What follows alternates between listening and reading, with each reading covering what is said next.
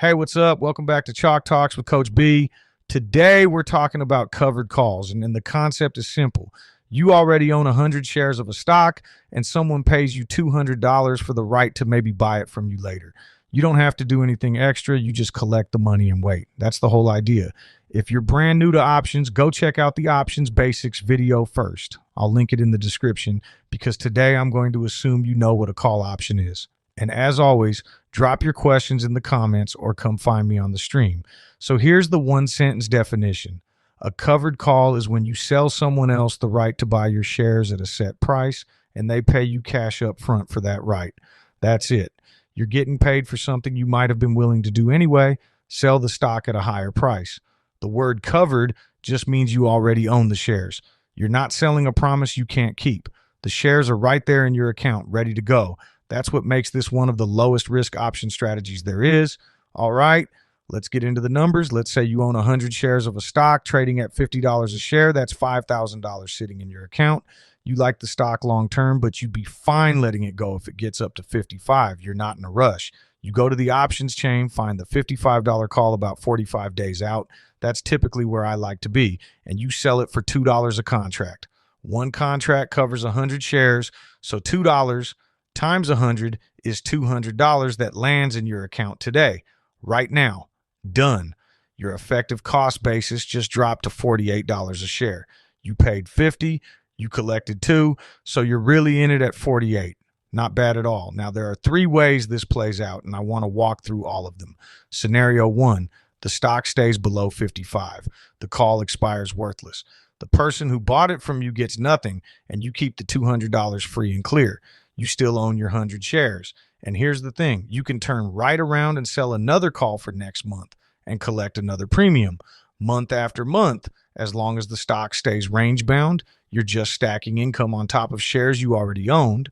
That's the power of this strategy when it's working.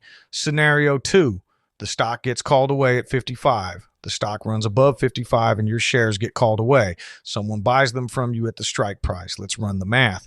You bought at 50, collected 2 in premium, and sold at 55. That's a $5 gain on the shares plus the $2 premium. $700 on a $5,000 position. And you knew going in that 55 was the ceiling. That's a completely fine outcome. Scenario 3, the stock drops. This is the one I always want you thinking about before you place any trade. Say the stock falls from 50 down to 42. You're sitting on an $800 loss on the shares. The $200 in premium you collected brings that down to $600. It softens the blow, but it does not save you. The covered call is income, not insurance.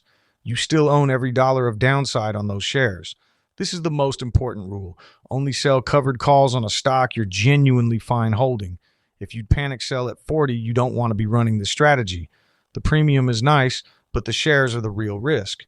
And the other trade-off, if the stock shoots past your strike, say it goes to 65, you're still selling at 55. You miss everything above that. That's the deal you made. You swapped the bigger upside for $200 of income today. For a lot of people on the right stock, that trade is worth making every month. One quick thing to note when you're on the chain, look for a strike where the delta is around 25 to 35 and stay about 45 days out. That range gives you decent premium without your strike being so close that you're constantly worried about getting called away early. And here's what the payoff looks like as a diagram. Below your effective cost basis of 48, you're losing money. Between 48 and 55, you're in profit.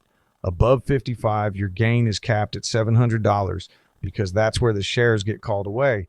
Simple, clean shape. One thing I want to be clear about.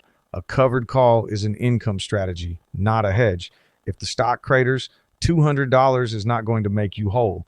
Think of it as getting paid a little extra for holding a stock you were going to hold anyway. And this is also different from the wheel, which starts with a cash secured put before you ever own shares. And it's different from the poor man's covered call, which uses a leaps option instead of actual shares. Those are their own episodes. Today's just you already own the stock. Now here's what you can do with it. All right, let's bring it home. You own 100 shares, you sell one call at a strike above where the stock is trading, collect $200 up front and let it ride. If it stays flat, you keep the money and do it again.